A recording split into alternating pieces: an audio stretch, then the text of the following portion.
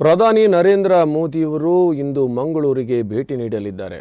ಅದೇ ರೀತಿಯಾಗಿ ರಾಜ್ಯ ರಾಜಕಾರಣದಲ್ಲೂ ಒಂದಷ್ಟು ಸಂಚಲನೆಯ ವಿಚಾರಗಳು ನಡೆದಿವೆ. ಹಾಗಿದ್ರೆ ಲೋಕಸಮರ 2024 ಒಂದು ರೌಂಡ್ ಅಪ್ ಇಲ್ಲಿದೆ.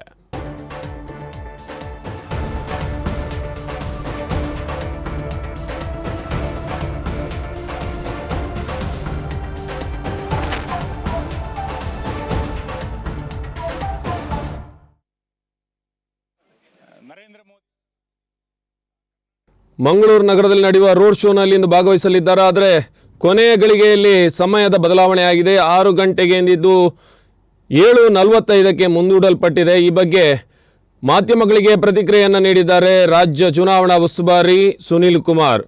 ಪ್ರಧಾನಿ ನರೇಂದ್ರ ಮೋದಿಯವರ ರೋಡ್ ಶೋ ಬ್ರಹ್ಮಶ್ರೀ ನಾರಾಯಣಗುರು ವೃತ್ತದಿಂದ ಆರಂಭವಾಗಿ ನವಭಾರತ್ ಸರ್ಕಲ್ವರೆಗೆ ನಡೆಯಲಿದೆ. ವಿಜಯ ಸಂಕಲ್ಪ ರೋಡ್ ಶೋನಲ್ಲಿ ಭಾಗವಹಿಸಲು ಬರೋವರಿಗೆ 6:45 ಒಳಗಾಗಿ ಬಂದು ಸೇರುವಂತೆ ಹೇಳಲಾಗಿದೆ. ಅದೇ ರೀತಿಯಾಗಿ ಅಧಿಕ ಸಂಖ್ಯೆಯ ಜನ ಭಾಗವಹಿಸುವಂತಹ ನಿರೀಕ್ಷೆ ಇದೆ. ನರೇಂದ್ರ ಮೋದಿಯವರು ಈ ಮೊದಲು ಸಮಾವೇಶ ನಡೆಸುವ ಯೋಚನೆ ಇತ್ತು. ಆದರೆ ಕೆಲ ದಿನಗಳ ಹಿಂದೆ ಅದರಲ್ಲಿ ಬದಲಾವಣೆಯಾಗಿದ್ದು ರೋಡ್ ಶೋಗೆ ಸೀಮಿತ ಆಯಿತು. ಇದೀಗ ರೋಡ್ ಶೋ ಕೂಡ ಸಮಯದ ಬದಲಾವಣೆಗೊಂಡು 6 ಗಂಟೆಗೆ ಇದ್ದ ರೋಡ್ ಶೋ ಇದೀಗ 7:45ಕ್ಕೆ ಮುಂದೂಡಲ್ಪಟ್ಟಿದೆ.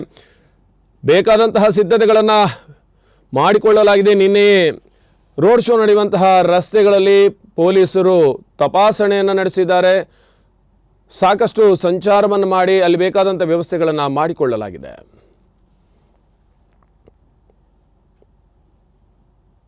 ವಿಜಯ ಸಂಕಲ್ಪ ರೋಡ್ ಶೋಗೆ ಒಂದು ಸಣ್ಣ ಸಮಯದ ಬದಲಾವಣೆ ಆಗಿದೆ. ಮಾನ್ಯ ನರೇಂದ್ರ ಮೋದಿಯವರು ಮಂಗಳೂರಿನ ನಾರಾಯಣಗುರು ವೃತ್ತಕ್ಕೆ 7:45 ಬರ್ತಾರೆ. ನಾರಾಯಣಗುರುವರ ಪುತ್ಥಳಿಗೆ ಮಾಲಾರ್ಪಣೆಯನ್ನು ಮಾಡಿ ನವಭಾರತ್ ಸರ್ಕಲ್ನವರೆಗೆ ರೋಡ್ ಶೋಗಳು ನಡೆಯುತ್ತೆ. 7:45ಕ್ಕೆ ನರೇಂದ್ರ ಮೋದಿಯವರು ತಲುಪುವಂಥ ಸಂದರ್ಭದಲ್ಲಿ ಮಂಗಳೂರು ಜಿಲ್ಲೆಯ ಜನರಿಗೆ ವಿನಂತಿಯನ್ನು ಮಾಡ್ತಾನೆ. 6ರಿಂದ 7 ಗಂಟೆಯ ಹೊತ್ತಿಗೆ ಎಲ್ಲ ಸಾರ್ವಜನಿಕರಿಗೂ ಕೂಡ ರಸ್ತೆಯ ಎರಡೂ ಬದಿಗಳಲ್ಲಿ ಬಂದು ತಮ್ಮ ತಮ್ಮ ಸ್ಥಳದಲ್ಲಿ ನಿಂತ್ಕೊಳ್ಬೇಕಾಗತ್ತೆ. ಹಾಗಾಗಿ ಸಮಯ ಬದಲಾವಣೆ ಆಗಿದ್ದರ ಹಿನ್ನೆಲೆಯಲ್ಲಿ ನಾಡಿನ ಎಲ್ಲ ಜನತೆ, ಜಿಲ್ಲೆಯ ಎಲ್ಲ ಜನತೆ 7 ಗಂಟೆಯ ಒಳಗೆ ಮಂಗಳೂರನ್ನು ತಲುಪಬೇಕು. ನಂತರ ಭದ್ರತೆಯ ದೃಷ್ಟಿಯಿಂದ, ಟ್ರಾಫಿಕ್ನ ದೃಷ್ಟಿಯಿಂದ ಸಣ್ಣ ಪುಟ್ಟ ಗೊಂದಲಗಳಾಗಬಾರ್ದು ಅನ್ನೋ ಕಾರಣಕ್ಕೆ 7 ಗಂಟೆ ಒಳಗೆ ರಸ್ತೆಯ ಎರಡೂ ಭಾಗಕ್ಕೆ ಬರಬೇಕು ಅಂತೇಳಿ ನನ್ನ ಜನರಿಗೆ ವಿನಂತಿ. ನರೇಂದ್ರ ಮೋದಿಯವರ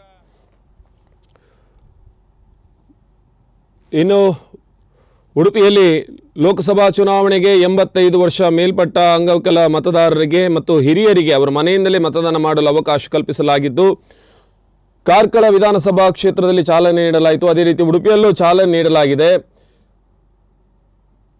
ಸುಮಾರು 150ಕ್ಕೂ ಅಧಿಕ ಮಂದಿ ಈ ಒಂದು ಕ್ಷೇತ್ರದಲ್ಲಿ ಇದ್ದಾರೆ ಎಂದು ತಿಳಿದು ಬಂದಿದೆ. ಬಹುತೇಕ ಜನ ಈ ಬಗ್ಗೆ ಸಾಕಷ್ಟು ಮಾಹಿತಿಯನ್ನು ಪಡ್ಕೊಂಡಿದ್ದಾರೆ. ಏನಂದರೆ ಯಾರಿಗೆ ಅಂಗವೈಕಲ್ಯ ಇದೆ, ಯಾರಿಗೆ ಮತದಾನ ಮಾಡುವಂಥ ಮತಗಟ್ಟೆಗಳಿಗೆ ಹೋಗೋದಕ್ಕೆ ಆಗೋದಿಲ್ಲ ಅಂಥವರಿಗೆ ಈ ಹಿಂದೆ ತಿಳಿಸಲಾಗಿತ್ತು. ಅರ್ಜಿಯನ್ನು ಭರ್ತಿ ಮಾಡಿದ ಬಳಿಕ ಚುನಾವಣಾ ಇಲಾಖೆಯವರು, ಅದರ ಚುನಾವಣೆಯ ಅಧಿಕಾರಿಗಳು ಈ ಬಗ್ಗೆ ಪರಿಶೀಲನೆ ನಡೆಸಿ ಅವಕಾಶವನ್ನು ಕಲ್ಪಿಸಿದ್ದಾರೆ. ಇನ್ನು ಉಡುಪಿಯಲ್ಲೂ ಕೂಡ ಇಂದು ಮನೆಯಿಂದಲೇ ಮತದಾನ ಮಾಡಲು ಅವಕಾಶವನ್ನು ಕಲ್ಪಿಸಲಾಗಿದೆ. ಉಡುಪಿಯ ಬಡಗಬೆಟ್ಟು ವಾರ್ಡ್ನಿಂದ ಈ ಒಂದು ಸುಮಾರು 150ರಷ್ಟು ಜನ ಇದ್ದಾರೆ, 122ರಷ್ಟು ಜನ ಈ ಒಂದು ವಾರ್ಡ್ನಲ್ಲಿದ್ದಾರೆ. ಈ ಕಾರಣದಿಂದ ಮನೆಯಿಂದಲೇ ಮತದಾನಕ್ಕೆ ಅವಕಾಶವನ್ನು ಮಾಡಿಕೊಡಲಾಗಿದೆ.